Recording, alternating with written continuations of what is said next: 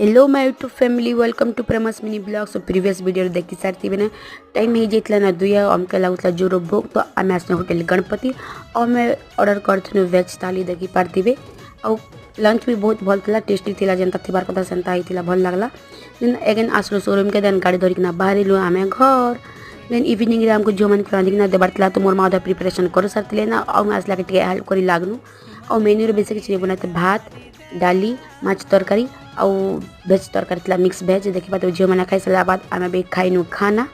then next day morning दीदी लगी आमके किणी जाता सामान तो आम किणी आसीचु सामान देखी पारे आम यहाँ आसीचु बलांगी चौक जिन मैंने किसी रखपाक अच्छा से मैंने जानी आम यहाँ के दुकान आईचु सब सामान पतर बाछी बुझा सारू आम देखी पारे जो आमको लगला भोग तो आम खाइनु गुपचुप ना टे क्रेविंग है तो आम खाइनु आइसक्रीम